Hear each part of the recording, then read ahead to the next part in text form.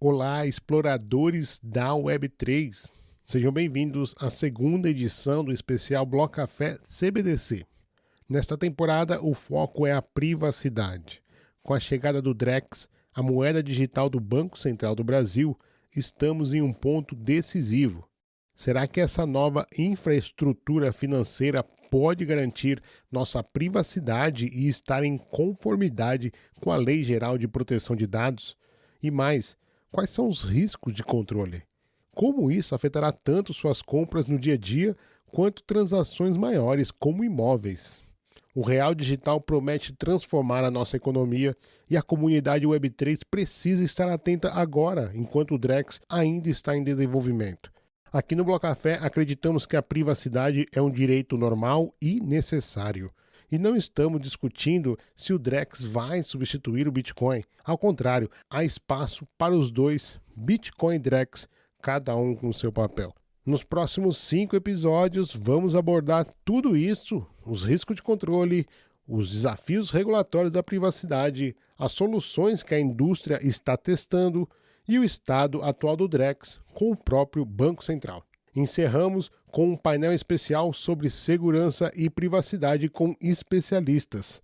Esse conteúdo chega com o apoio da Zcash Brasil, que também defende que privacidade é normal, além de nossos parceiros de mídia FinTrader, BlockDrops, Papo de Pelicano e BeIncrypto Brasil.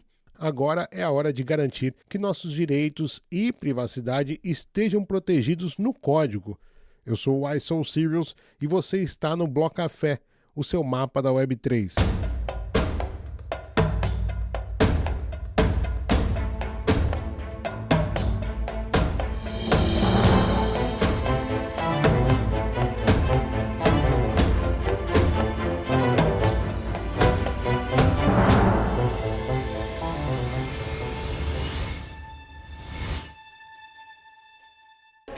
Você já parou para pensar o que acontece com sua liberdade quando cada transação que você faz se torna um dado público?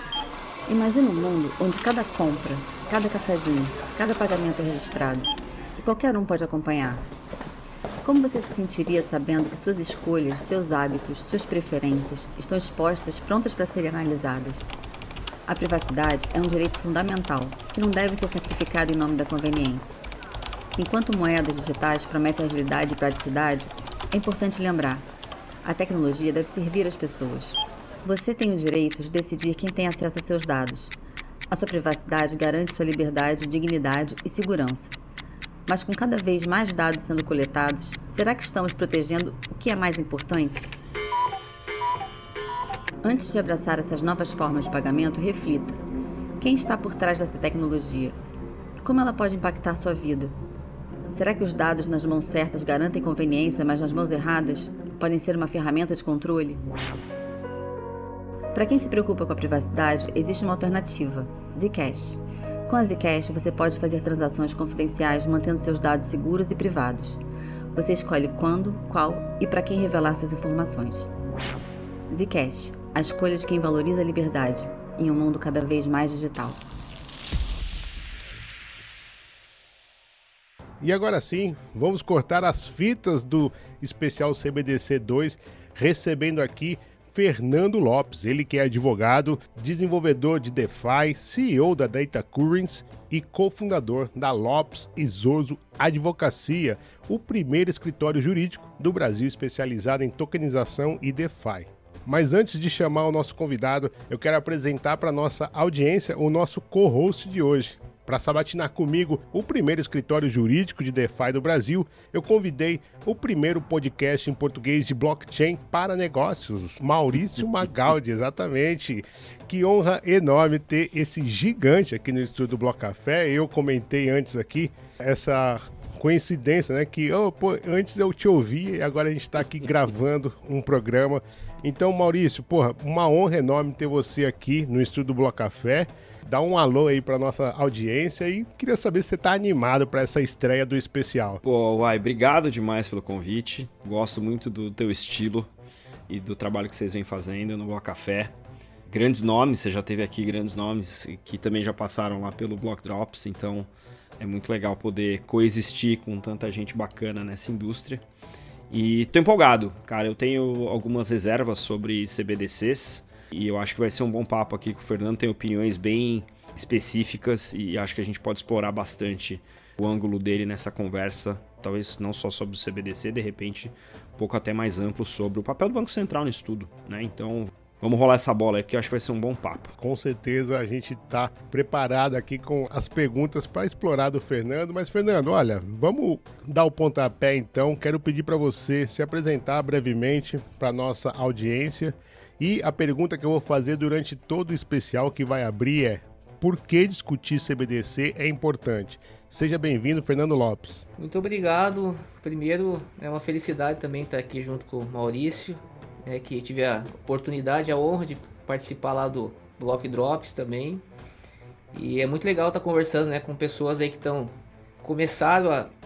dizer assim, pode dizer que são os primeiros aí, pioneiros aí a pensar esse mercado e de fato fazer, construir. Então isso eu acho muito legal e agradeço muito a oportunidade para estar discutindo esse tema, que é um tema que, para quem trabalha com tokenização, no meu caso, eu sou um advogado que optou por se especializar no mercado de criptoativos. Na verdade, eu comecei estudando a parte de sistema financeiro, até uma área mais específica chamada de direito penal econômico, que são crimes financeiros, Isso lá atrás, Então, eu sempre gostei de produtos heterodoxos, Então, tem um artigo escrito sobre Forex lá em 2011, que até hoje não tem nenhuma corretora no Brasil atuando regulada.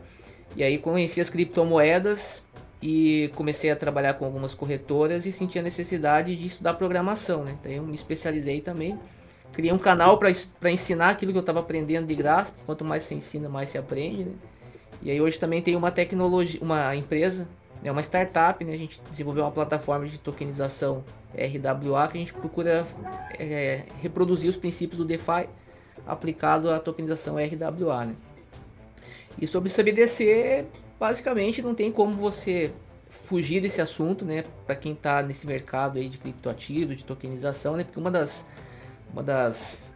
vamos dizer assim, das formas, da Drex é a tokenização da moeda escritural, Então aí você já tem uma mistura aí, de parte de economia com a parte de tecnologia, de tokenização, e surge uma série de questões, Como que isso vai acontecer na prática, quais são os riscos, é isso que a gente tem procurado estar problematizando, sempre buscando trazer reflexões, Fernando, eu gosto muito do teu posicionamento do ponto de vista amplo, mas eu acho que assim, retomando a pergunta original, por que a gente precisa discutir esse assunto? Por que não dá só para simplesmente aceitar que é uma tecnologia como foi o Pix, que é uma tecnologia como foi o SPB lá atrás? Por que nesse caso a gente precisa desse debate mais amplo e mais profundo em relação ao CBDC? Bem, eu acho que tem dois pontos principais, Um ponto principal é que a nossa vida está saindo cada vez mais do físico para o digital. E hoje no mundo físico nós temos uma série de liberdades garantidas do ponto de vista constitucional. Quando eu passo para o mundo digital, eu tenho que levar isso também. Então eu acho muito interessante quando do Bitcoin ali ele faz uma certa analogia no white paper, de que, de certa forma, o Bitcoin é uma forma do dinheiro físico, e traz características do dinheiro físico para o ambiente digital. Então, hoje a gente já tem a tecnologia, inclusive, para estar reproduzindo isso. Fora isso, quando a gente fala de um ponto de vista específico da CBDC, a gente está falando do dinheiro programável. O Banco Central, inclusive, começou com essa questão de falar do dinheiro programável. E a ideia do dinheiro programável é totalmente disruptiva. Não existe. Até agora nada parecido surgiu, A gente está cansado de saber, com o Bitcoin, depois Ethereum e tal. E agora a Drex pretende, como versão tokenizada da moeda escritural, pretende permitir essa programabilidade. E aí tivemos agora declarações, de um alto executivo de uma instituição financeira cogitando, por exemplo, que dinheiro programável é dinheiro que você consegue condicionar o uso dele, Então, por exemplo, usuários do Bolsa Família, por exemplo, eu conseguiria programar, não que ele tenha falado, mas ele cogitou, uma possibilidade. Poderia programar para que fosse comprado só comida. Aí eu trouxe essa discussão, algumas pessoas falaram assim: eu acho que isso está certo mesmo, porque a pessoa recebe Bolsa Família e deveria comprar só comida. Outros falam: não, isso é um absurdo. E o que eu procuro trazer é uma reflexão no sentido de que você tem um poder, a programabilidade é um poder hoje que está na mão do Estado. Só que isso nunca existiu. Mas o direito, né, e a nossa visão de mundo ocidental, ela diz que todo poder ele precisa ser controlado. Então, ou seja, e controlar no sentido da discussão pública, né? Então eu acho que a gente precisa discutir essa questão da programabilidade de forma ampla, com toda a sociedade, ouvir os diversos pontos. Não pode ser uma coisa decidida, no meu ponto de vista, totalmente pelo Banco Central. E aí a gente tem projetos de lei hoje, como o projeto de lei complementar 80, que visa regulamentar a DREX, onde a programabilidade dela está sendo totalmente colocada nas mãos do Banco Central em caráter discricionário. Claro que tem princípios, mas é discricionário. E eu acho que isso não pode, ou seja, eu acho que está tendo um erro aqui de pensar que quando a gente fala em DREX, em programabilidade do dinheiro, a gente está falando de questões específicas do sistema financeiro, que o Banco Central já tem essa discricionalidade para regular. Por exemplo, política monetária, política cambial. Ok, ele tem uma discricionalidade, isso já tem uma lei lá que agora tem status complementar. Agora que a gente está falando do elemento novo. E as pessoas, o fato é que a DREX pode ser programada para condicionar o uso do dinheiro? Pode. É um poder, é um token, pode ser programado. E eu acho que você tem que discutir quais são os limites da programabilidade. Pegando esse gancho aí, então, do que é importante a gente discutir no DREX, no artigo recente, em parceria com a tua sócia, Marcela Zoas, vocês argumentam justamente essa questão do dinheiro programável, se bem implementado, pode espelhar as liberdades do dinheiro físico, protegendo direitos, fomentando a inovação, mas tem essa questão que você acabou de abordar, né, dos riscos, uma ferramenta de um controle autoritário. Então, assim, como é que a gente pode garantir que o DREX, por exemplo, quais as características devem ser priorizadas no DREX para a gente garantir que nessa moeda com dinheiro programado, você proteja as liberdades, evite violação de preceitos constitucionais, especialmente, né, no contexto de governos autoritários. Como é que você acha que o DREX tem que caminhar, então, para que a gente preserve no código os direitos constitucionais? É bem interessante, né, você mencionar esse artigo, porque no artigo que a gente traz é justamente uma proposta conciliatória, né? Hoje a gente sabe que a sociedade está bem dividida. De um lado você tem aqueles que acham que a DREX não deve existir, até fiz uma enquete outro dia no meu LinkedIn colocando possibilidades. Do outro lado tem aqueles que falam apenas destacando os aspectos positivos, mas não pensam nessa questão, estão seguros de que não vai haver qualquer espécie de abuso por parte de algum governo. E eu não concordo com isso, porque os governos são transitórios. Hoje, a única garantia que a gente tem é legal. Então, na medida que você tem uma lei, você coloca restrições à programabilidade, você consegue aí ter um mínimo de garantia, aquilo que a gente consegue obter aí. Claro que isso não vai impedir que um ditador apareça do nada e não leve em consideração as leis, mas em princípio é uma garantia, uma forma que você tem de garantir. Como, por exemplo, né, a gente faz uma sugestão ali, que é, por exemplo, impedir que tenha funções no smart contract de bloqueio de recursos. E por que a gente propôs isso? Porque quando eu li o projeto piloto, eu entendi ali, a minha interpretação foi uma preocupação muito grande do Banco Central com o avanço das stablecoins. As stablecoins estão crescendo cada vez mais, e nós temos muitas delas que têm essa função de congelamento do recurso, e isso tem sido alegado até como uma forma de, eventualmente, restringir recursos de origem lícita e tal. Só que, se a gente for parar para pensar, o dinheiro físico hoje, você não tem essa possibilidade de bloquear, por isso que as pessoas gostam tanto do dinheiro físico. Isso poderia ser levado também para o âmbito digital, né? Se você tivesse, por exemplo, uma proibição de você ter essa função de congelamento, eu vejo que a DREX poderia ser até mesmo, em alguns casos, mais vantajosa do que até as stablecoins, porque a pessoa, por exemplo, quando ela compra uma stablecoin, às vezes ela está sujeita a que a fundação lá possa vir a bloquear os recursos. No Tether, por exemplo, tem essas funções. E a DREX, até onde eu entendi quando teve uma discussão lá sobre smart contract, embora também essa questão não está pública, e teria que ter, como que vai ser o smart contract da DREX efetivamente, como que isso vai ser programado. Isso aí ninguém sabe. Então teriam que ter funções de modo a impedir, por exemplo, né, que essa sugestão que eu faço, que o Banco Central possa fazer esse congelamento, ou que alguém tenha poder no smart contract, que você tenha um owner ali no smart contract com esse poder, porque aí, tendo o código público auditável, a pessoa ia ter a segurança de que não vai ter risco aqui do governo fazer esse bloqueio, por exemplo. Ou até mesmo no bloqueio judiciário. E aí eu retorno naquela história, mas a justiça hoje não pode bloquear a moeda escritural. Sim, ela pode bloquear a moeda escritural, ok. Mas não existe uma lei obrigando a você criar um dinheiro que possa ser bloqueado, né? Tanto que nós temos o dinheiro físico. Então, da mesma forma que eu tenho o dinheiro físico que não pode ser bloqueado, por que eu não posso criar uma versão do dinheiro digital que não pode ser bloqueado? Eu acho que a gente começar a pensar nesse tipo de coisa, claro que isso é uma sugestão. Estou dizendo que tem que ser assim. Mas é uma sugestão para mostrar assim que, a depender da discussão que você tenha sobre programabilidade, a Drex ela pode ser bem interessante. Só que para isso eu acho que tem que ser uma coisa discutida, né, com as pessoas, com os interessados. Não dá para ignorar a massa da população hoje que não quer saber da Drex. A gente vive num ambiente extremamente politizado, a gente sabe. Então eu procuro não misturar isso com política. Em geral você podia fazer grosso modo a esquerda que é a Drex, ou a direita que é contra a Drex. Eu sou contra esse tipo de discussão. Eu tento trazer pontos aí do ponto de vista técnico, né? Só que eu acho assim, tem que discutir. Tem que discutir, não dá para ficar só na mão do Banco Central essa questão aí. O que eu acho que é interessante a gente poder explorar, e quero ouvir tua opinião sobre isso em relação a essa questão da programabilidade, quem está mais tempo em cripto já ouviu falar do Code is Law, ou o código é a lei. Você tem uma posição privilegiada porque você é um desenvolvedor e você é um advogado. Então você lida com o código e lida com as leis. Quando a gente fala de dinheiro programável, a gente fala, né, da letra da lei, a gente fala desses dois lados, desculpa o trocadilho, dessa moeda.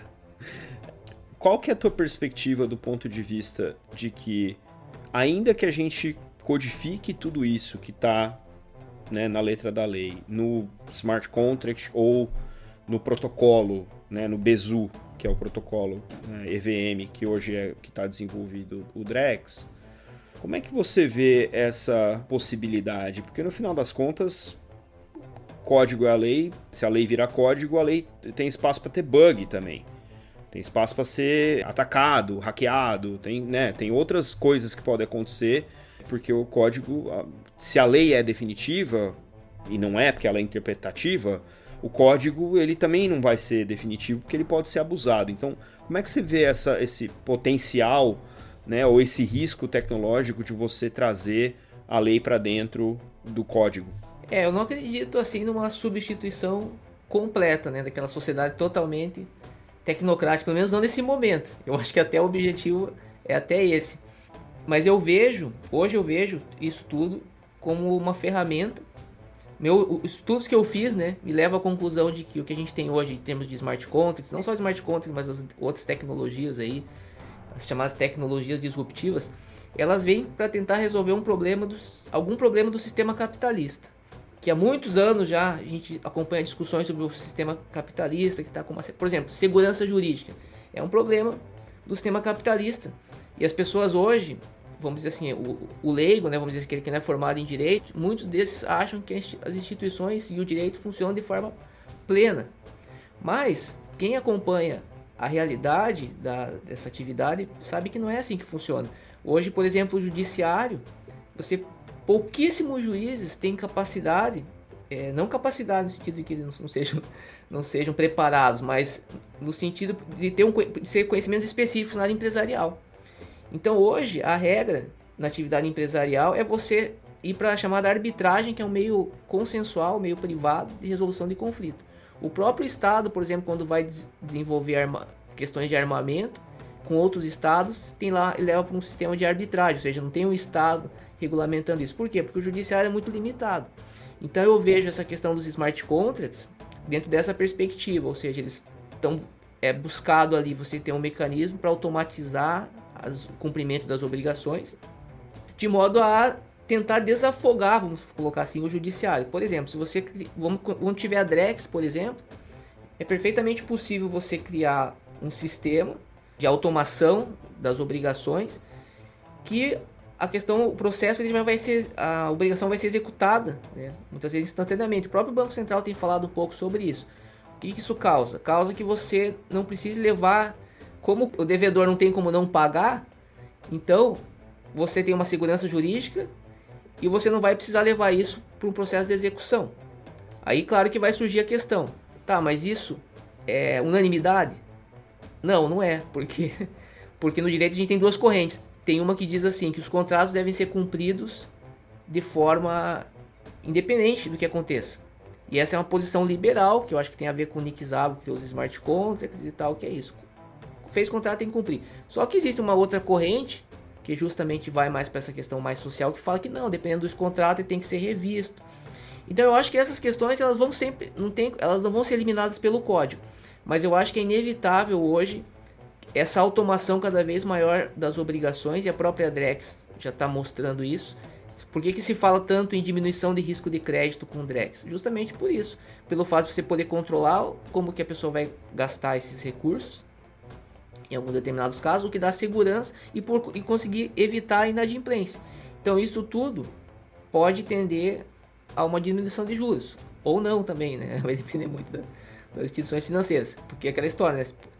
Uma vez eu falei, quem garante que a diminuição de custos que você vai ter com essa tecnologia não vai ser transformado só em lucro, né? Que você vai ter realmente uma coisa, eu acho que não implica necessariamente a outra, mas para diminuição de custos eu vejo que a automação é um caminho sem volta, e o que a gente observa no direito é que o mercado, talvez alguns possam discordar disso, mas a linha que eu tenho é que quem determina o direito, na verdade, é o mercado. As pessoas acham que é o direito que determina o mercado. Mas, na verdade, do meu ponto de vista, não. É o mercado que determina o direito. Então, a gente já teve várias questões. Vou dar um exemplo. A gente teve na Constituição, acho que logo quando saiu, tinha um limite de taxa de juros. Constitucional, não pode cobrar acima. Bastou que as instituições financeiras fizessem pressão. Hoje não existe mais isso. Não existe mais limite para taxa de juros. Daí você tinha na lei. Então, ou seja, o mercado, eu acho que ele acaba disciplinando isso aí. Sabe que essa é um ponto em que eu sou bullish com essa revolução dos smart contracts na sociedade, sabe? Porque vai inibir muita corrupção com base no código, né? E aí vem a questão, né? Ok, o contrato vai ser executado, mas quem será o oráculo para disparar aquele contrato? Então, os oráculos aí também vai ser um outro desafio depois, né? Essa parte aí ainda tem o oráculo aí que pode também acabar indo na corrupção indo para esse lado aí. E acho que um gargalo do Drex hoje, né, exatamente por ser um fork da Ethereum, a Hyperledger Bezo, ela é uma blockchain pública e nem tudo que é público vai respeitar ali a questão da LGPD. Recentemente, lá na Data Currency, você apresentou uma plataforma de tokenização de RWA por design, né, com várias coisas maneiras. Vou citar aqui alguns diferenciais que vocês colocaram, como mecanismo criptográfico substituto de comprovação de propriedade em caso de perda de chave privada, ou seja, outro gargalo da indústria também, afugentando aquela coisa, ó, se você perder as 12 palavras, fudeu, acabou, se esquece, né? Então isso é muito bacana. Compatibilidade imediata com as principais stablecoins e dependendo até uma possível integração com Drex. Uma coisa que me chamou a atenção nessa série de vantagens do seu produto foi a anonimização dos dados pessoais em conformidade com a LGPD. O que você pode contar dessa sua experiência em projetar um código respeitando a LGPD? O que o Drex pode tirar de lição? Então, é um pouco complicado quando a gente fala quando a gente tenta aplicar essas características dessa plataforma, né, que a gente desenvolve basicamente para entes privados, para o projeto do Drex, porque o Drex ele tem um problema que ele precisa, o objetivo dele é integrar o sistema financeiro, que é um sistema centralizado e um sistema privado, eventualmente ao DeFi, né, porque temos aí manifestações não só manifestações do Fábio Araújo, tem vídeo gravado dele que ele fala que a inspiração do projeto é o DeFi, interoperabilidade, mas temos projetos já, por exemplo, como o da Parfin, que criou uma blockchain, que visa justamente conectar as blockchains privadas, que no caso vai acontecer no âmbito do banco da Drex, né, eu acredito, com as blockchains públicas. Eu acho até interessante nos Twitter, né, que tinha lá no X, né, que tinha da Parfin, eles destacaram que isso foi feito com base num posicionamento do Vitalik Buterin, que ele entendia que as blockchains privadas não teriam futuro. Ele chamou até essas blockchains privadas de bank chain, né, que todo mundo na verdade quer se integrar a algo maior. E aí foi isso que eles se propuseram a fazer, e pelo que eu entendi eles usam lá o Zero Knowledge Proof para fazer essa integração com as redes públicas, né? Então esse é um problema, para o Drex é um problema. Já na nossa plataforma a gente já não tem esse problema, porque a gente não vai querer inicialmente não pretende integrar um setor altamente regulado, né, como sistema financeiro, ao mercado DeFi. Então a gente procura seguir aquilo que já existe hoje nos protocolos DeFi, que é o pessoal gosta de chamar de pseudo-anonimização, né? Ou seja, você não precisa, para você fazer uma operação no Uniswap, você não precisa dizer o teu CPF, né, passar qualquer dado pessoal, e sequer precisa usar o front, né, algo que tem mais os programadores que sabem, né, aquele front, se você quiser, você não precisa nem usar. E isso é uma característica exclusiva do DeFi. Isso não tem como você fazer em sistemas centralizados. Agora, a pessoa que conhece programação, ela consegue acessar o smart contract, escrever o próprio código, como se ela escrevesse o seu próprio front, na verdade. Né? Cada um poderia até escrever o seu próprio front e interagir direto com... Então, aí a gente tem essa facilidade. Eu não sei se no nosso caso, nossa tecnologia seria adaptável a Drex, porque ele tem esses problemas maiores aí, né? Mas para quem pretende negociar de caráter privado, ou seja, bens, contratos particulares, vamos dizer assim, né, não o Estado, aí é bem interessante, porque se você tiver... Primeiro porque a LGPD ela já fala que se você anonimiza os dados, então você não tá... A lei não incide. Por isso que a gente fala que é LGPD by design, porque em nenhum momento a nossa plataforma foi feita para você conseguir comprar um ativo real, também tem essa peculiaridade, tem que ser um ativo real tokenizado, sem fornecer dado pessoal. E aí, por ser tokenização de ativos reais, então você vai ter um contrato, etc., ela é bem interessante. Em alguns casos, né, a gente não vai ter como utilizar, quando realmente questões de compliance, quando é exigido a identificação por lei, aí não tem como. Mas é uma funcionalidade que a gente desenvolveu, tá aí, ó. Se não precisar fazer identificação, pode fazer a negociação. Agora, se dependendo da situação, você vai ter que... Essa funcionalidade você não vai poder utilizar, mas pode utilizar as outras. Interessante esse ângulo. Eu acho que esse talvez seja o maior desafio do Drex nesse momento. Não é programabilidade, não é tokenização. Se precisar mexer na lei, eles vão mexer na lei. Eu acho que o principal desafio, e o Banco Central testou 3 ou 4 soluções diferentes, é justamente como é que você utiliza uma rede que tem um caráter público, que é a EVM, que eles estão usando o Besu. Entre os participantes, entre os nós, você vê tudo, porque é uma rede só, todo mundo vê o que tem, né, na mempool, antes até mesmo de escrever na rede, o nó selecionado vai ver as transações, né? E o impacto disso, para quem, né, não está familiarizado, é que se eu tenho uma transação de um cliente Itaú, e eu sou um banco X, e tem uma transação do cliente Itaú, e tem uma transação do meu cliente, e eles estão competindo talvez pelo mesmo ativo, numa aplicação descentralizada, eu posso fazer o famoso sanduíche attack, né? O ataque sanduíche, que é fazer o front run e o back run do deal e beneficiar o meu cliente e não o cliente do banco concorrente. Isso ele desequilibra, né, a isonomia competitiva que o mercado financeiro regulado exige. Então esse é um risco. O segundo risco é que a partir do momento que você coloca deals de pessoas físicas e empresas e todo mundo vê, você acabou de romper a lei do sigilo bancário, o que não é legal se você é o Banco Central, né? Então acho que esse é um risco importante também para observar. Então, eu acho que tem um desafio grande do ponto de vista de operacionalização que não é só tecnológico, né? Você começar a desenvolver uma solução olhando a tecnologia, você se apaixona pela tecnologia e esquece o problema. Se o problema é garantir o dinheiro digital na economia tokenizada, esse é um problema para ser resolvido.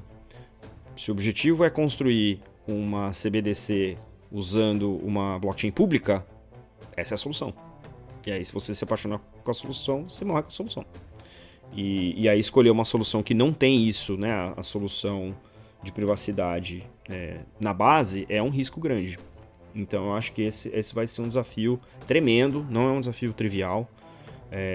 Fernando, você implementou aí essa questão da anonimização, falou de Zero Knowledge, que são coisas que estão sendo testadas pelo Banco Central. Nada disso é trivial, né? Então eu acho que tem um desafio aí grande nesse sentido. Além desse desafio da privacidade, que eu queria que você comentasse sobre ele também. Tem algum outro que a gente ainda não discutiu publicamente e precisa ser atacado? Primeiro, assim, para a questão da privacidade, eu arrisco, assim, não sou especialista em privacidade, mas eu arrisco dizer que você não tem muita opção além aquilo que acontece no âmbito do DeFi, que você não tem identificação de dado pessoal. Eu acho extremamente vantajoso, que você dá posse da informação para quem mantém a informação com aquela pessoa que é dona da informação. Isso tem tudo a ver com a Web3. Eu tive a oportunidade de apresentar essa solução para uma empresa e ela descartou porque ela falou assim, não, mas embora seja uma empresa de Web3, ela falou que a solução não seria interessante porque ela quer os dados do cliente. Então, ou seja, na verdade você não é Web3, você é Web2, né? Então, porque você quer os dados do cliente, mas a gente insistiu, né, nessa questão. Então eu vejo que ou você faz isso, ou você tem o controle absoluto. Eu penso que, eu já defendi que o uso da blockchain sem essa pseudo-anonimização, que eventualmente pode virar anonimização, você tem uma ferramenta de controle. Porque você vai ter toda essa possibilidade, né, de visualizar os dados, etc.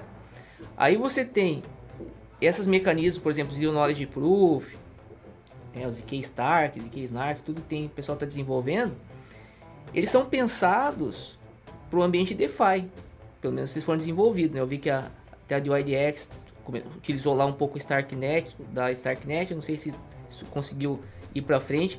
Então, ou seja, eles são pensados para atribuir uma privacidade maior para algo que já tem privacidade. Aí agora eu fico perguntando, será que você vai adiantar você usar isso num sistema que você já não tem essa privacidade inicial? Porque logo no início você já pega os dados do teu cliente. Então me parece que eu acho muito difícil conseguir superar esse desafio, porque você está pegando uma ferramenta que foi criada num ambiente onde você já tem privacidade, para aumentar a privacidade você está tentando utilizar aquilo num ambiente que não tem privacidade, porque o sigilo bancário ele existe, né, como disse, entre o banco e as pessoas que estão de fora, né, e entre as próprias instituições financeiras, né, eventualmente, embora a gente sabe que muita coisa é compartilhada, né, mas vamos supor que não. Já no DeFi não, DeFi não existe isso. O DeFi não é para ser anonimizar, ter essa anonimização, essa privacidade entre usuário e protocolo. Então são princípios muito distintos, né? Eu não sei se isso vai, né? Fora isso a gente sabe também, né, conforme você bem falou, né? Hoje as transações, o DeFi ele vive um problema porque agora falando dos problemas do DeFi, né? Então, o pessoal fala só do lado positivo. O problema do DeFi hoje é o governo dele pelos bots. Então os bots hoje que conseguem fazer essa decodificação na mempool e as empresas que conseguem investir em infraestrutura, elas têm acesso aos melhor preço para os tokens, e o usuário acaba ficando com aquilo com que sobra, né? Eu até vi esse argumento, inclusive foi do cara que lançou lá da OpenAI, que lançou a moeda deles lá, que estava fazendo o escaneamento da íris, né, e tal. O WorldCoin, né? Eu acho assim, da Drex, eu acho que o desafio, como você falou, técnico, talvez esse seja o maior, talvez o mais difícil de solucionar. Mas eu vejo o desafio político. O desafio político realmente é vencer essa resistência das pessoas com CBDCs. Porque a gente está vendo hoje as stablecoins cada vez mais fortes, cada vez está mais fácil você adquirir stablecoin. E é possível que as pessoas percebam, em determinado momento, que não só é mais prático, isso vai gerar diminuição de custos. Eu acho que isso já é até um, como é que se diz? Já tem um senso comum, vamos dizer assim, entre os bancos centrais, que as stablecoins elas podem diminuir altamente o custo do comércio eletrônico. A gente viu que o Japão agora já está com projetos de stablecoins, já tem a primeira stablecoin regulada na União Europeia hoje, que é o SDC, que está regulado como e-money token, então você já tem uma legislação, já acabou até aquela questão da... E a Drex, eu vejo o seguinte, a Drex ela vai ter que concorrer com as stablecoins, vai ter que concorrer com as outras criptomoedas. E embora a gente precise do real, é complicado, porque o mundo cada vez mais conectado, às vezes as pessoas, eu aceito receber honorários em stablecoin sem problema nenhum. Embora eu vou precisar converter ele para real, mas vou precisar converter tudo, não precisa converter tudo de uma vez. E os clientes que são os clientes que mais movimentam recursos, que eu fico pensando, será que eles vão, entre stablecoins e DeFi, eles vão optar por Drex?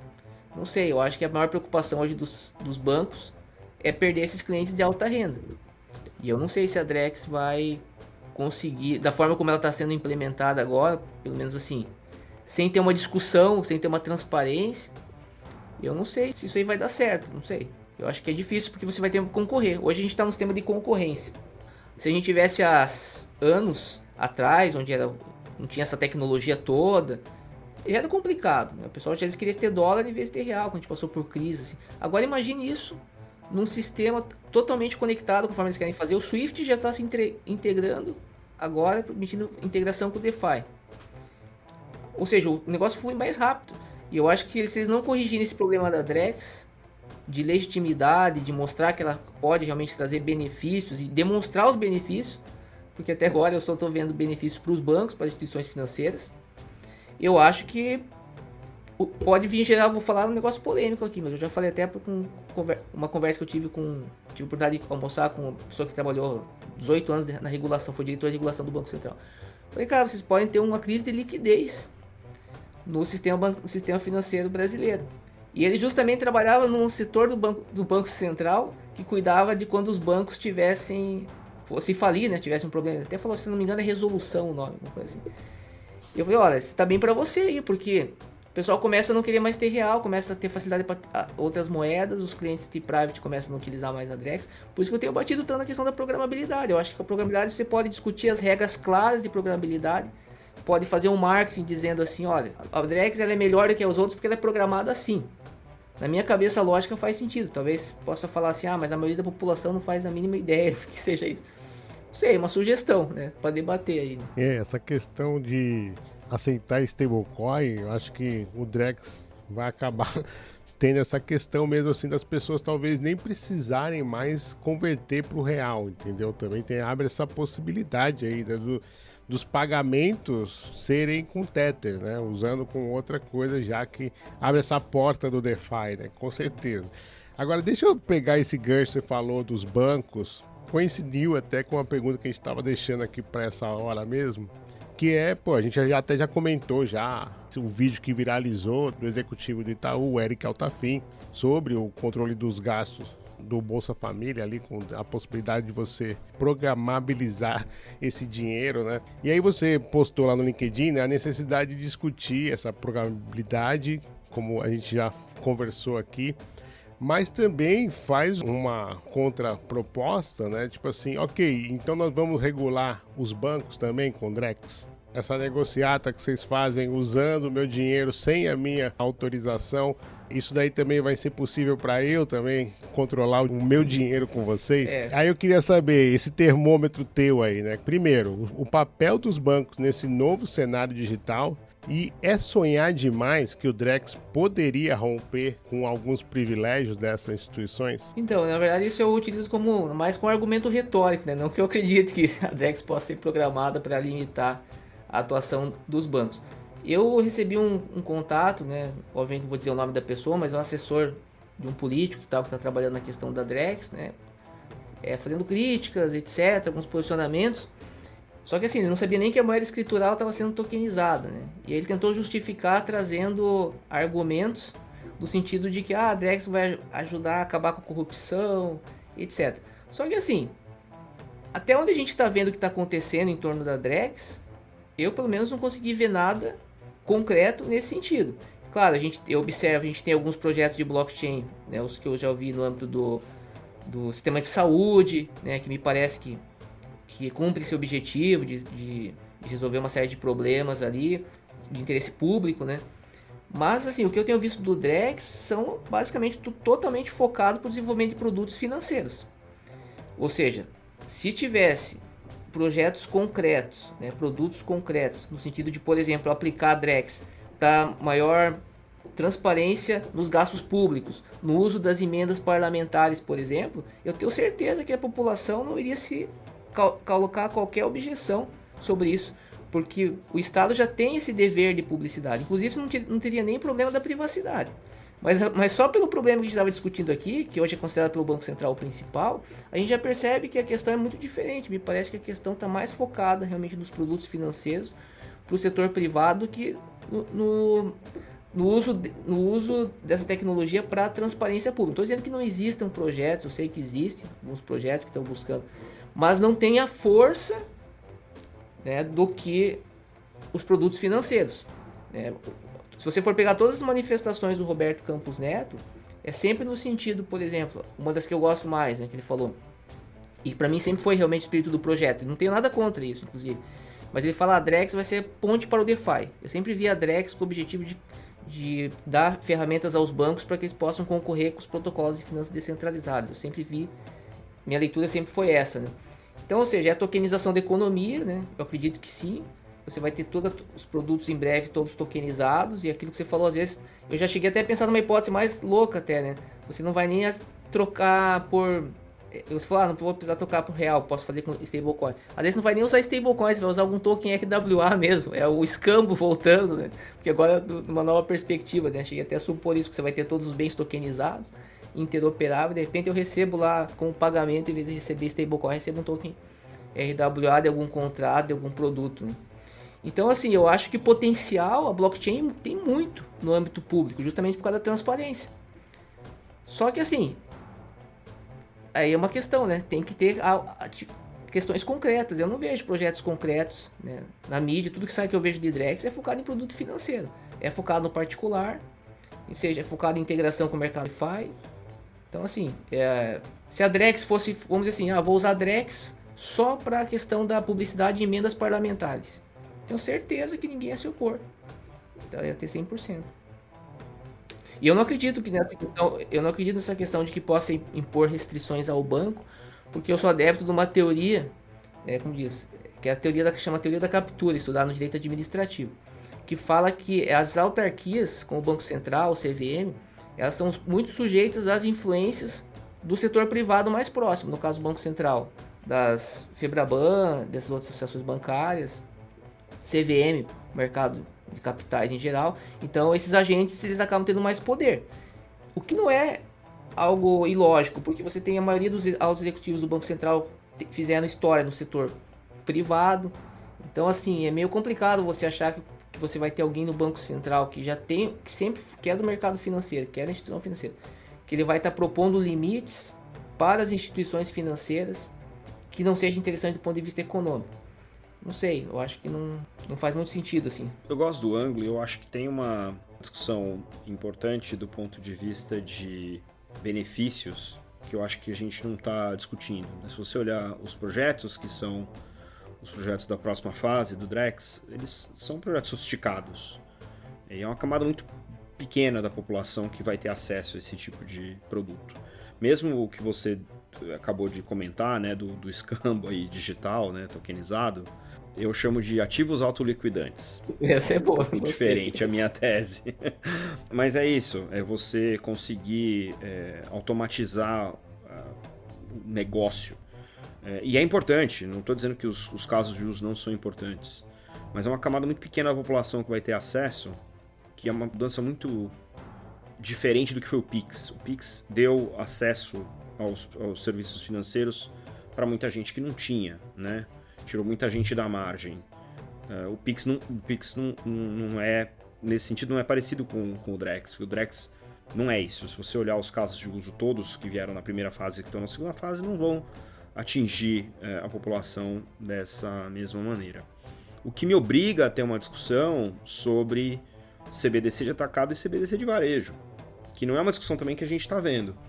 Né? Meio tudo é Drex, ficou uma coisa meio amorfa, tudo a mesma coisa, e não é a mesma coisa. E aí vem a minha crítica, e eu quero ouvir a tua, que é: a gente precisa discutir se o CBDC de atacado tem espaço, e na minha opinião é onde o CBDC pode fazer muito mais diferença do ponto de vista de eficiências, sem dúvida nenhuma, e uma CBDC de varejo que eu me recuso, pessoalmente, a botar a mão, que é essa preocupação do Bolsa Família, que a gente estava discutindo aqui. Então, só para elaborar um pouco, né? A CBDC de atacado é entre os bancos e o Banco Central, ninguém mais bota a mão, esse é um negócio que se resolve entre a autarquia e os seus regulados, e a CBDC de varejo é a que é emitida pelos bancos, com autorização do Banco Central, e é essa que empresas e indivíduos interagem, né, com essa que existe todo acesso, né, a esse dinheiro digital.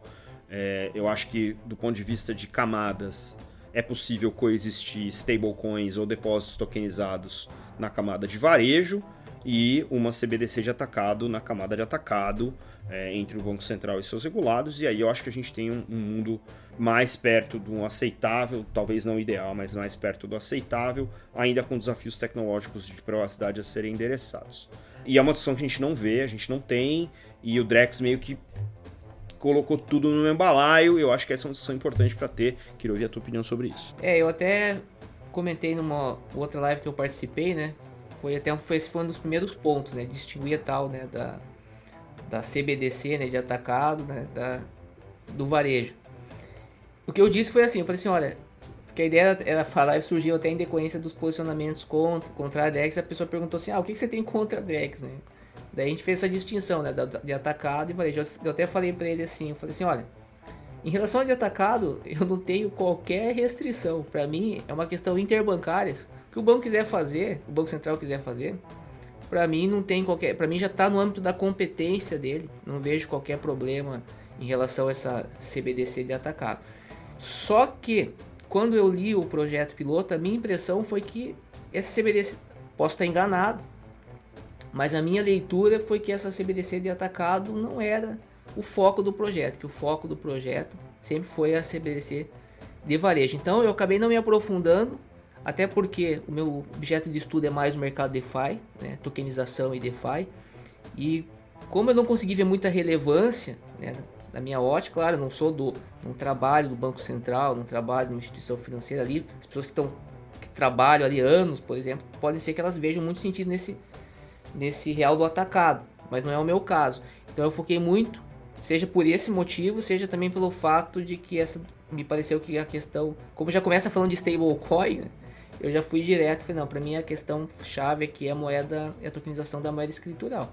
Mas eu vejo que do ponto de vista legal e do ponto de vista até político, essa do atacado não tem assim o que se falar, porque é uma questão que pode melhorar a eficiência, né, do sistema interbancário, etc. Mas realmente eu vi, até quando saiu o projeto do Real Digital, né, na época eu vi alguns economistas falando que não tinham visto muito sentido nesse real do atacado e acabavam entendendo muito bem a questão da Drex, porque não tinha essa percepção da tokenização da moeda escritural. Quando saiu ninguém falava, embora isso já tivesse no projeto piloto do Real Digital, ninguém falava em tokenização da moeda escritural, ninguém falava na possibilidade de fazer uma integração com o DeFi. Eu falava isso lá desde o início, o pessoal me criticava, não, o negócio não vai ter integração com o DeFi, não vai ter integração com blockchain públicas. No decorrer do projeto, só que assim, claro, isso está no projeto piloto, o projeto piloto do Real Digital cita um artigo de um professor da Universidade da Basileia que é sobre blockchain Ethereum, é sobre DeFi, eu já vi palestra do Banco Central falando sobre DeFi, que a inspiração é DeFi, mas não estava público, ao menos o marketing não falava disso. Agora não, agora você já teve, salvo o Roberto Campos Neto, que eu sempre gostei das manifestações dele, porque eu acho que ele sempre foi muito sincero no que era o projeto, falando, como por exemplo, uma declaração que ele deu, que eu vi num portal, falando sobre a ideia dele de integrar os balanços mesmo, colocar os bancos no mercado de criptoativos, etc. Então as outras eram tipo tentando criar algum discurso para convencer justamente a população que você falou, de baixa renda, de que a Drex poderia trazer benefícios para ela, como talvez o Pix trouxe. Só que assim, na minha leitura, por que acontece isso que você falou dos benefícios? Porque realmente, na minha leitura, a Drex é um projeto focado na tokenização da moeda escritural e focado na integração com blockchains públicas, especificamente para concorrer com protocolos DeFi. Para mim, ele é um projeto que os bancos apoiam, porque eu acho que os bancos estão vendo o crescimento dos protocolos de finanças descentralizadas. Eu acho que não só isso, mas estão observando as discussões que tem no próprio Fórum Econômico Mundial, que fala dessas tecnologias já há muito tempo, que é um caminho sem volta. Não tem as coisas, tokenização você não vai impedir. E aí o que eu falo? O que eu tenho dito pro pessoal libertário, vamos colocar assim, né? O pessoal que tem mais preocupação, eu falo assim, cara, vocês não vão ganhar essa batalha nesse discurso que acaba com Drex, ou uma lei que tem um projeto de lei agora, uma deputada do PL, Júlia Zanata, para impedir o fim do dinheiro físico, etc. Não adianta, o mundo, quase ninguém usa mais dinheiro físico, o mundo está totalmente sendo digitalizado. Eu falo que essa guerra a gente tem que ganhar no âmbito digital. A gente tem que lutar para que no âmbito digital você tenha os mesmos direitos que você tem no âmbito físico. Porque se você ficar só nesse contraponto, você vai acabar gerando aí projetos digitais sem qualquer respeito às liberdades. Por isso que eu insisto tanto nessa discussão. Por que falar de programabilidade?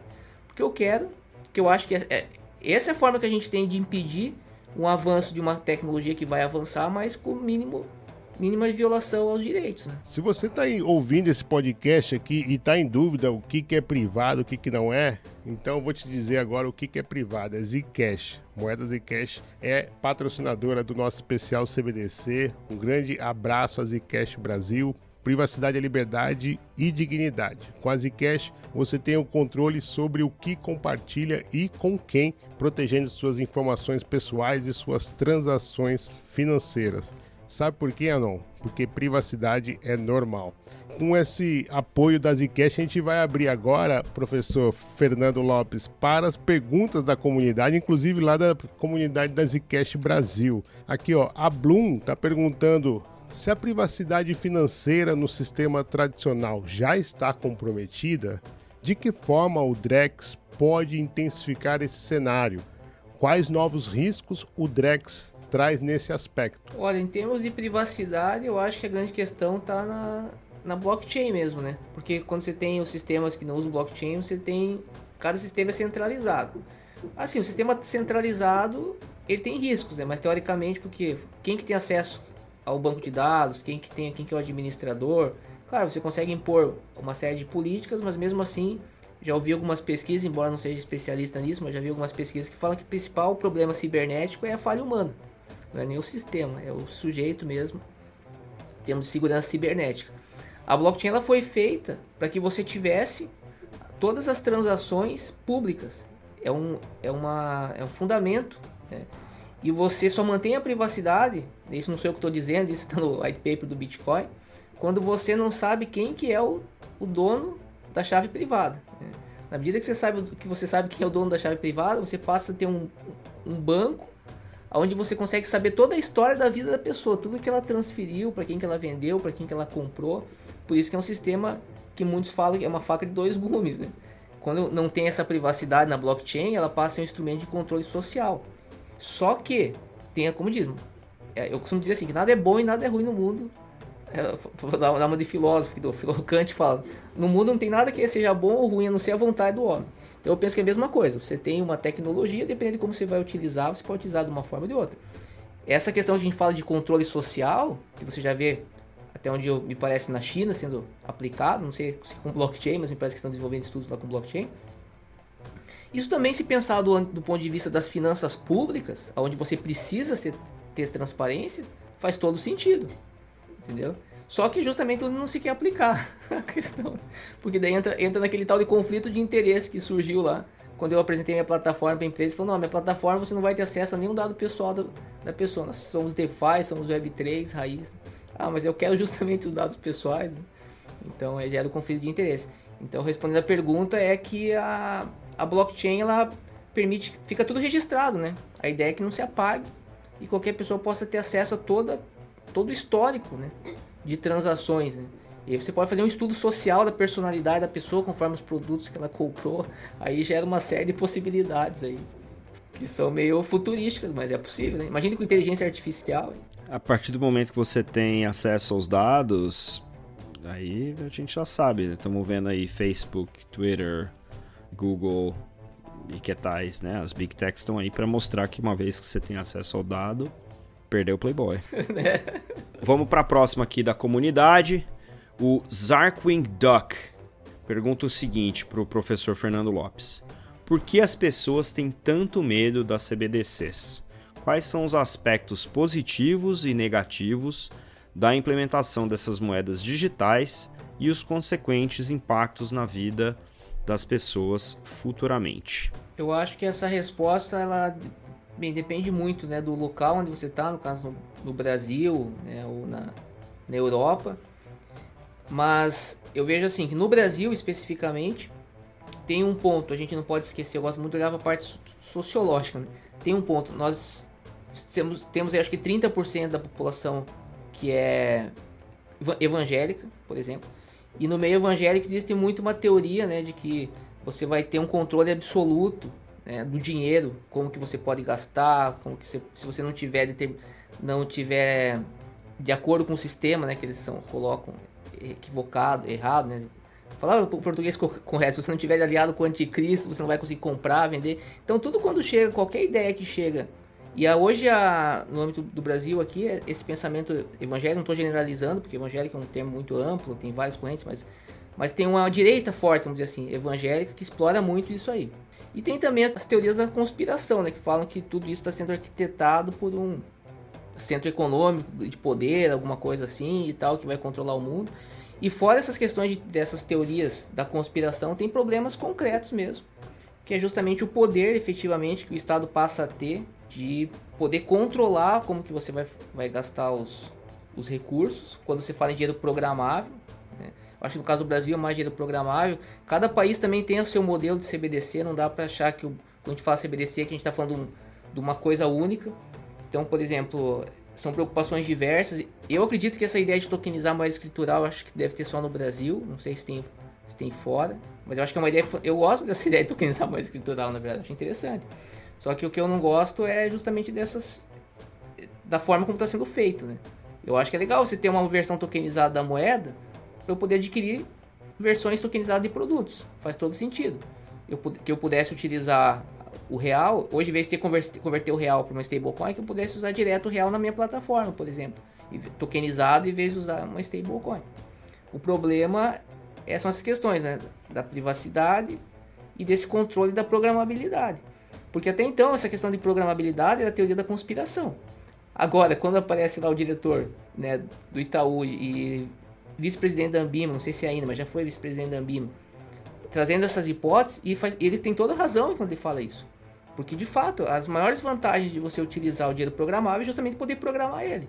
É por isso que você tem produtos, e aí você consegue criar produtos fantásticos no âmbito do DeFi, por exemplo, sei lá, como os flash loans, empréstimos, né, sem risco de inadimplência. Tudo bem que acontece, não é a mesma coisa que o empréstimo tradicional, corre tudo uma única transação, mas já facilita, por exemplo, o sujeito que não tem dinheiro, e aí vem uma oportunidade de arbitragem, ele pode pegar esses recursos e, se ele for bem sucedido, ele paga o empréstimo e tem o lucro. Isso não existe no mundo físico. Se eu vejo uma oportunidade, né, de comprar barato e vender caro, eu tenho todo um tempo que eu tenho que correr atrás dos recursos. Então, assim, essa programabilidade ela é fantástica. Só que ela precisa ser controlada, não adianta. Porque os governos, o que a gente observa na história é que os governos tendem a abusar do poder. Todo o poder que se dá para ele tende a abusar. Então, não adianta. Tem que controlar. No sistema que a gente vive hoje não existe poder incontrolável, né? Uma última pergunta da comunidade aqui, o Michael também, lá da Zcash Brasil. O Drex vai substituir o dinheiro físico? Há uma expansão monetária com a implementação da CBDC, visto que as moedas físicas não são retidas, congeladas e muito menos queimadas, igual vemos em outras criptomoedas? Eu acredito assim, o discurso oficial, né, é que não vai substituir o dinheiro físico, tá? Só que, o que a gente observa? Eu não sei o percentual exato, mas eu tenho certeza, pelo menos eu estudei isso há 10 anos atrás, eu via que o percentual de moeda escritural, que o dinheiro ele é composto pela moeda escritural, que é criada pelas instituições financeiras privadas, e pelo papel moeda, né, que é criado pela Casa da Moeda e emitido pelo Banco Central. A maior parte do dinheiro em circulação é moeda escritural, não é o papel moeda. E cada vez menos as pessoas estão utilizando papel moeda. Hoje o próprio Pix, né? Hoje se você pega um Uber, você vai usar dinheiro, a pessoa já te olha torto. Então eu vejo assim que a digitalização é um fenômeno irreversível. Então assim, não. E você já tem um estigma sobre o dinheiro físico. Isso já antes de Drex. Se o sujeito, por exemplo, se ele tiver na casa dele 1 milhão embaixo do colchão, a presunção é que aquele dinheiro é ilícito, né? É ilegal, etc. Então o dinheiro físico, para mim, ele não garante, ao contrário do que tem sido muito proposto, ele não garante esse poder do cidadão, né? Não impede que o Estado avance. Por quê? Porque o dinheiro físico ele vai se tornar obsoleto, né? Hoje, se você for pego com muito dinheiro físico, ele já presume que você está usando aquele dinheiro por lavagem de dinheiro. Você vai ter que justificar de onde que apareceu aquele 1 milhão que está na tua casa. Ah, por que você não depositou? A gente ouvia muito, né, quando fazia a defesa, processo criminal. Por que esse valor não estava depositado no banco? Como se tivesse uma obrigação do sujeito depositar o valor no banco. Então isso já começa lá atrás.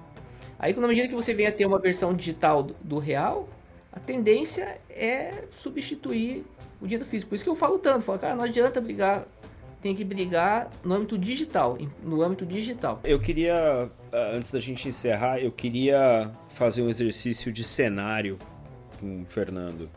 Fernando, o que você acha que é o cenário ideal? A gente falou de ausência do dinheiro físico, dinheiro programável, Code's Law, etc.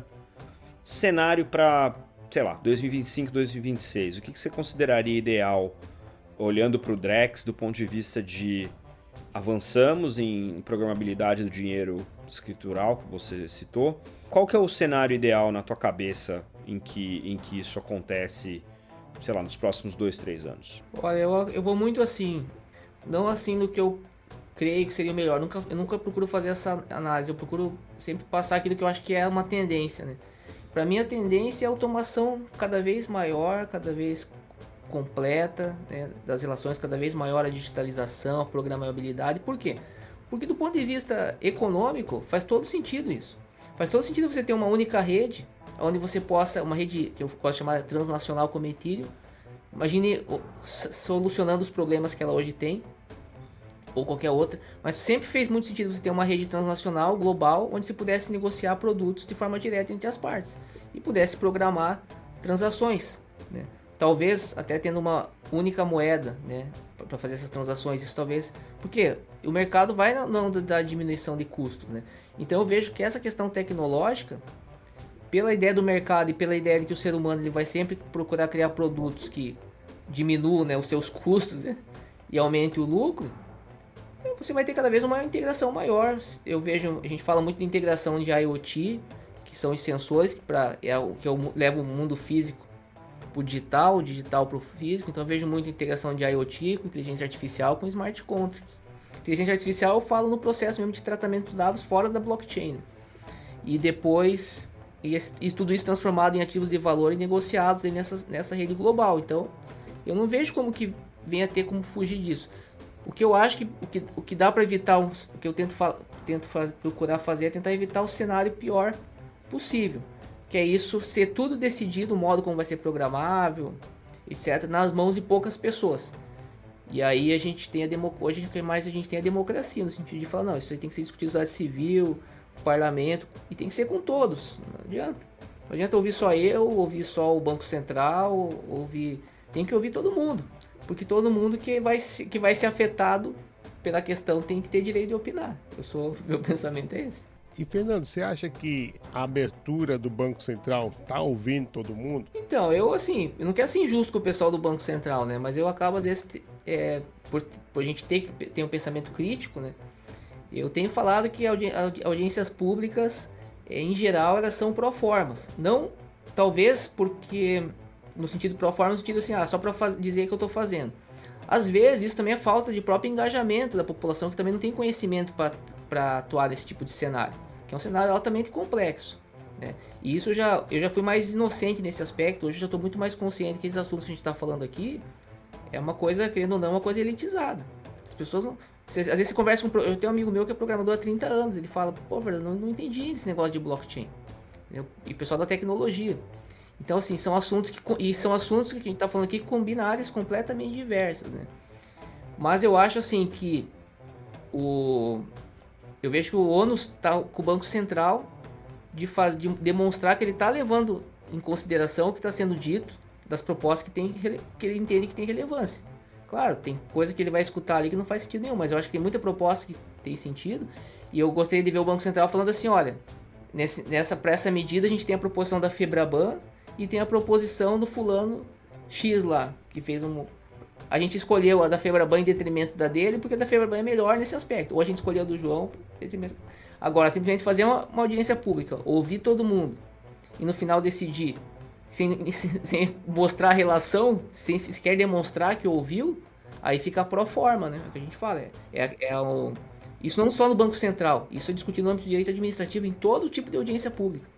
Que é o problema do prefeito, ou querer fazer audiência pública só para dizer que está ouvindo a população, às vezes não está. Às vezes a população não participa também. Porque eu já participei de audiência pública, muito interessante, mas tinha lá meia dúzia de gato pingado. Sim, sim. Eu tentei participar. Eu confesso que eu fui lá nessa audiência pública, mas assim, impressionante a experiência péssima, assim, com o site dando erro e tipo assim, aquelas coisas cheias de texto, ou seja, não é nada amigável, então assim, não incentiva a pessoa. Então, por exemplo, se eu, que já sou do ramo, que tô aqui na Web3, né, eu sei bem menos que vocês dois. Que quer participar. Que quero participar. Se eu não conseguir finalizar, imagina o povo, né? Então, realmente, tem esse lado aí também, né, cara? Falta a UX, né? Que a gente sempre fala no DeFi, né? Falta a UX. Eu só queria acrescentar que aqui eu também vou jogar um pouco a culpa, né, pro governo mesmo. Porque o governo, em geral, essas questões todas sempre foram deixadas na mão do Banco Central, né, e, consequentemente, das instituições privadas, porque você tem ali um centro de poder muito forte que, às vezes, o próprio governo, embora a gente veja, às vezes, algumas declarações políticas, inclusive, às vezes não fazem qualquer sentido, mas é meio que sempre, essa área financeira sempre foi intocável, né? E quem hoje, vamos dizer assim, a população, né, já que a gente não está num plebiscito, né, teoricamente deveria estar representando essas questões, ou seja, o interesse público e não apenas o interesse do setor financeiro, teria que ser o governo, né? Teria que ser lá o executivo e tal. Não, claro, o Banco Central faz parte também do executivo, mas assim, o Banco Central agora vai ser autônomo, né? Se fala muito autonomia do Banco Central. Sempre, de certa forma, essa autonomia sempre existiu em muitos aspectos. Então, eu acho que falta. O povo hoje está sem representatividade. A bem da verdade é essa. Então, se você não tem ninguém falando dessas questões que a gente está falando aqui, procurando analisar lá no Congresso, trazendo esses debates. Não. Quem está discutindo são as pessoas que têm interesse imediato, mas falta representantes mesmo para discutir interesse público. Até por aquela questão que você já trouxe aqui, né, de garantir aspectos legais, jurídicos, né, na legislação brasileira, de que o Drex respeite, né, os nossos direitos. Enfim, que estreia. Nossa, obrigado, Fernando. Tô bem. Pô, acho que a gente tem aqui um grande pontapé para avançar com esse especial CBDC, que durante o mês de outubro inteiro vai dar um mergulho profundo. Vamos para a indústria, vamos também para o Cypherpunk. Hoje tive a felicidade de ter a confirmação do Edilson Osório. Vai estar no nosso painel, querido Ed. Também tivemos a confirmação do João Aragão, lá da Microsoft, também vai estar presente no nosso painel. Está sendo muito bem cuidado, muito bem preparado para levar para a comunidade um conteúdo de atualização, de updates, de tudo que a gente precisa saber sobre o Drex. Professor, eu queria então pedir para que você encaminhasse as considerações finais, dissesse aí para nossa audiência, quem está interessado em te encontrar nas redes sociais. O que a gente chama, né, o Pelicano, que também é nosso media partner aqui, ele fala que no programa dele, né, beijinho da Xuxa, então tá liberado o microfone para você aí, Fernando. Primeiro eu agradecer, né, tá aqui com o Maurício Magaldi, né, que eu já admiro já de muitos anos, né, desde o começo lá do Block Drops, né, no LinkedIn, né, conheci já bem, há muitos anos. Tive a oportunidade de estar com ele lá no programa dele, que eu sempre fui fã, sempre, até hoje, sempre sua audiência lá cativo. Agradeço você também aí por promover esse debate, por me trazer aqui, né, trazer alguém com posições aí, talvez, um pouco polêmicas, né, para muitos, mas eu acho que é importante ouvir, né, então esse debate é fundamental, trazer pontos de vistas diversos, né, a gente não tá aqui para impor nada, mas para trazer argumentos mesmo para reflexão, né. E, bem, você me encontra no Instagram, Professor Fernando Lopes. Aí tem o Instagram do nosso escritório também, que é Lopes_Zorzo_Advocacia. No LinkedIn, eu costumo postar bastante esses assuntos, né? Também Fernando Lopes.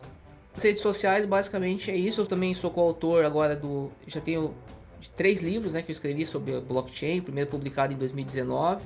E o último chama o Guia Jurídico da Tokenização, onde a gente procura tirar as dúvidas, né, que os empresários têm, não só empresários, as pessoas que querem criar projetos de tokenização, geralmente tem muitas dúvidas jurídicas, e a gente escreveu esse livro, Guia Jurídico da Tokenização, que está para ser vendido no site do nosso escritório, que é o lopesorzo.com. Maravilha, Fernando, muitíssimo obrigado mesmo. E eu partilho dessa reverência com o Magaldi, uma honra enorme ter esse camarada aqui no Bloco Café. Muito, muito obrigado. E Magaldi, poxa, gostou desse papo aí, irmão? Eu que agradeço o convite, cara.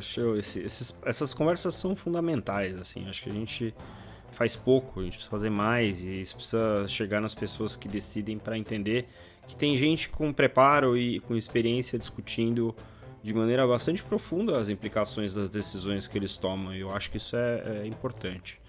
Acho que é legal esse programa de CBDC que vocês estão fazendo nessa segunda rodada, com mais gente experiente, que pode trazer diferentes ângulos, e é nessa diversidade que a gente acaba encontrando soluções, né, e caminhos comuns aí para continuar avançando. Então, muito feliz de estar fazendo parte aí da programação. Obrigado demais pelo convite. Eu queria fazer aí o meu merchan, né, fazer o jabá. Vocês me encontram no LinkedIn como Maurício Magaldi. O Block Drops Podcast também tem uma página no LinkedIn. Eu também estou no Twitter, 0xmaurício.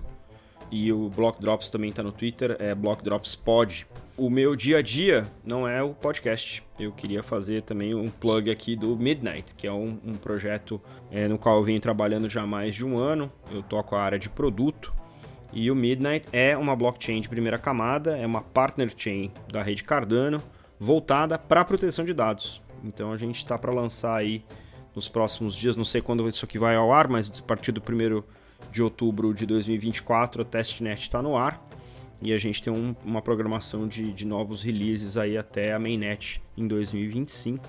E o foco desse protocolo é justamente usar Zero Knowledge Proofs, as famosas ZKPs, para você se proteger usando uma blockchain pública. Então é uma proposição bastante curiosa. Se vocês tiverem interesse em conhecer, vocês podem acessar docs.midnight.network, que é o nosso site da documentação, e aprender a programar em Compact, que é a linguagem, smart contracts que sejam baseados aí em Zero Knowledge Proof para a proteção de dados. Então fica aí o convite também para investigar, explorar lá o nosso trabalho, o dia a dia do peão em tocar mais esse privilégio que é construir essa internet da propriedade, a terceira geração da internet. Muito obrigado. Massa demais. Aliás, Magaldi, tem uma certa lei aqui dentro do Bloco Café, né, que está acontecendo lá no Contratese, que é o seguinte: quando vem um convidado que ainda não veio aqui pro Bloco Café, ele logo em seguida vem. Então, quem sabe aí, depois do especial, Maurício Magaldi vai nos dar a honra de contar um pouco mais dessa tua trajetória. Como você viu, o cara sabe demais, maneiro demais, Magaldi. Obrigado. Eu também quero agradecer, além do professor e do Magaldi, a você que está nos ouvindo até agora. Eu sempre comento que de todos os ativos que possa existir, ser listados e etc., comercializados, o tempo é o melhor e mais escasso, e por isso ter o seu tempo aqui ouvindo a gente, falando de um tema super nerd, né, super específico, é mesmo muito, muito satisfatório. Então, muito obrigado, nos vemos no próximo episódio, até lá. E assim chegamos ao fim de mais um episódio do especial Bloco Café CBDC 2. Se você curtiu o papo de hoje, fique ligado nos próximos episódios. Vamos continuar trazendo mais especialistas e discussões profundas sobre o impacto do Drex e da privacidade em nossas vidas digitais. Lembrando que essa série do especial Bloco Café CBDC 2 vai ao ar semanalmente durante o mês de outubro, com 4 sabatinas e um painel final especial para discutirmos tudo sobre o Drex. Não perca!